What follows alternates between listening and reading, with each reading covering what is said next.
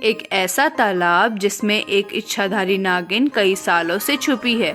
इस तालाब के आसपास कई सांपों का भी है डेरा। कहते हैं यह सभी सांप उस नागिन के इशारों पर उसका हर हुक्म मानते हैं। झारखंड के पुनासी गांव के पास के घने जंगल में यह तालाब स्थित है। कहते हैं कि गांव के कई लोगों ने अपनी आंखों से इस इच्छाधारी नागिन को देखा है। उन लोगों की माने तो वह नागिन बेहद ही सुंदर है, मानो स्वर्ग की अप्सरा। परंतु हर अमावस्या की रात उस जंगल में लड़की के रोने की आवाज आती है। लोगों का मानना है कि वह आवाज उस तालाब वाली नागिन की ही है जो उस रात पर रोती है। परंतु आज तक यह पता नहीं लगा कि आखिर वह नागिन रोती क्यों है। हाँ, गांव में यह अफवाह जरूर है कि इसी दिन उस नागिन का नाग मरा होगा। लोगों का मानना है कि वह नागिन उस तालाब में कई सालों से है, लेकिन आज तक किसी भी राहगीर को उस नागिन ने कोई नुकसान नहीं पहुंचाया। लेकिन पुनासी गांव का एक ऐसा वृद्ध व्यक्ति भी है जिसने उस इच्छाधारी नागिन को न सिर्फ देखा है बल्कि उससे बात भी करी है। जो उसने उस इच्छाधारी नागिन के बारे में बताया, मैं पूरे विश्वास के साथ कह सकती हूँ कि आप भी सुनकर दंग रह जाओगे। उससे पहले बस एक छोटी सी विनती है, वीडियो को लाइक कर कमेंट बॉक्स में जय नाग देवता जरूर लिखें। कहा जाता है कि महेश नाम का एक वृद्ध व्यक्ति उस इच्छाधारी नागिन से एक बार मिला था। जब महेश से बात करी गई तो वह बताते हैं कि जब मैं 17 साल का था तो उस समय मेरी माँ मुझे पालने के लिए लोगों के घर जाकर बर्तन धोया करती थी, उनके घर का भी काम किया करती, जिस कारण स्कूल में काफी बच्चे मेरी माँ की वजह से मुझे जलील किया करते। एक दिन गुस्से में मैं अपनी माँ को छोड़ जंगल की ओर भाग गया, परंतु जैसे जैसे रात होने लगी मुझे उस जंगल में डर लगने लगा। वो रात पूर्णमासी की थी और चांद में इतनी रोशनी हो रही थी कि सब कुछ साफ दिख रहा था। इस रोशनी में मेरी नजर एक अनोखे दृश्य पर गई। मैंने कुछ दूरी पर ही देखा कि एक चांद की रोशनी पर कुछ सांप मनुष्य का रूप धारण कर रहे हैं। मेरे को समझ में नहीं आया और मैं डर के वहां से भाग एक कुएं के पास जा पहुंचा। मैं इतना डरा हुआ था कि उस कुएं के पास पहुंच मैं रोने लगा। तभी मुझे पायल के बजने की आवाज आती है, मानो कोई धीरे धीरे मेरी तरफ बढ़ रहा हो। तभी मैंने देखा कि मेरे सामने एक सुंदर सी स्त्री खड़ी है। वह मुझे देख बोली, इतने घने जंगल में तुम इतनी रात क्या कर रहे हो और क्यों रो रहे हो? तो मैंने बताया कि मैं अपनी माँ से लड़कर यहाँ आया, उसकी वजह से मुझे अपने दोस्तों के ताने खाने पड़ते हैं, लेकिन अब मुझे इस जंगल में डर लग रहा है।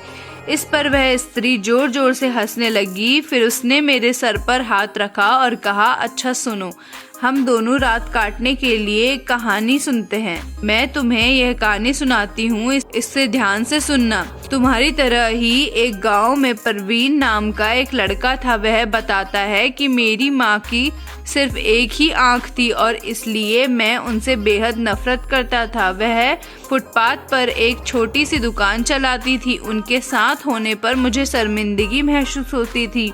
एक बार वह मेरे स्कूल आई और मैं फिर से बहुत शर्मिंदा हुआ। वह मेरे साथ ऐसा कैसे कर सकती हैं? अगले दिन स्कूल में सबने मेरा बहुत मजाक उड़ाया कि तेरी माँ की एक ही आंख है, अंधी माँ का बेटा। मैं चाहता था मेरी माँ इस दुनिया से गायब हो जाए। मैं उनसे कहता, माँ तुम्हारी दूसरी आंख क्यों नहीं है? तुम्हारी वजह से हर कोई मेरा मजाक उड़ाता है, तुम मर क्यों नहीं जाती? माँ ने कुछ नहीं कहा, पर मैंने उसी पल तय कर लिया कि बड़ा होकर सफल आदमी बनूंगा ताकि मुझे अपनी एक आंख वाली माँ और इस गरीबी से छुटकारा मिल जाए। उसके बाद मैंने मेहनत से पढ़ाई की, माँ को छोड़कर बड़े शहर में आया, यूनिवर्सिटी की डिग्री ली, शादी की, अपना घर खरीदा, बच्चे हुए और मैं एक सफल व्यक्ति बन गया।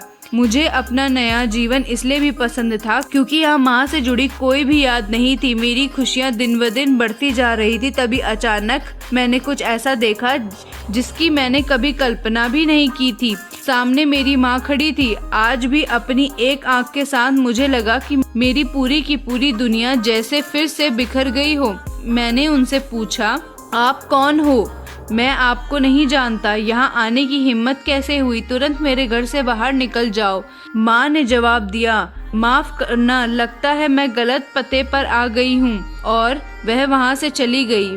मैं यह सोचकर खुश हो गया कि उन्होंने मुझे पहचाना नहीं। एक दिन स्कूल रियूनियन की चिट्ठी मेरे घर आती है और मैं अपने पुराने शहर पहुँच गया। पता नहीं मन में क्या आया कि मैं अपने पुराने घर चला गया। वहाँ जमीन पर माँ मृत पड़ी थी। मेरी आंख में एक बूंद आंसू तक नहीं गिरा।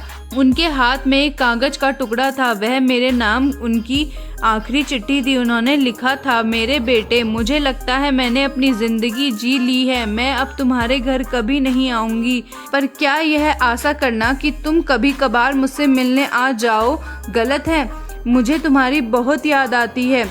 मुझे माफ करना कि मेरी एक आँख की वजह से तुम्हें पूरी जिंदगी शर्मिंदगी झेलनी पड़ी। मुझे माफ कर देना बेटा। जब तुम छोटे थे तो एक दुर्घटना में तुम्हारी एक आँख चली गई थी। एक माँ के रूप में मैं यह देख नहीं सकती थी, इसलिए मैंने अपनी एक आँख तुम्हें दे दी थी। मुझे इस बात का गर्व था कि मेरा बेटा मेरी उस आँख की मदद से पूरी दुनिया के नए आयाम देख पाएगा, और ऐसा ही हुआ। आज तुम सफल हो बेटा।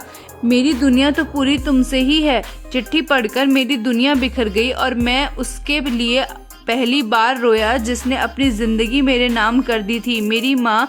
उस स्त्री से यह कहानी सुन महेश मानो कुछ देर के लिए सुन सा रह गया।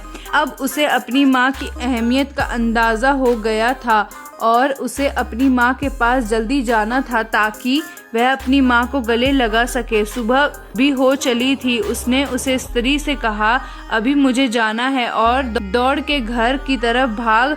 परंतु अभी वह कुछ ही दूर पर गया होगा कि उसे याद आया कि उसने उस स्त्री को धन्यवाद तो दिया ही नहीं जिसने उसको सही रास्ता दिखाया। तो जैसे ही वह उसी जगह गया जहां वह स्त्री थी, तो उसने देखा कि वह कोई साधारण स्त्री नहीं, एक इच्छाधारी नागिन थी जो उस कुएं के अंदर नाग के रूप में परिवर्तित होकर गायब हो गई। उस दिन महेश वापस उल्टा घर तो लौट आया, परंतु उसके बाद से उसने कभी भी अपनी माँ पर क्रोध नहीं किया। तो दोस्तों, आपको कहानी कैसी लगी हमें कमेंट बॉक्स में ज़रूर बताइए, और ऐसी ही वीडियो को देखने के लिए हमारे चैनल को सब्सक्राइब ज़रूर कर दे और बेल आइकन को प्रेस करना बिल्कुल भी ना भूले। फिर मिलते हैं एक नेक्स्ट वीडियो के साथ। धन्यवाद दोस्तों।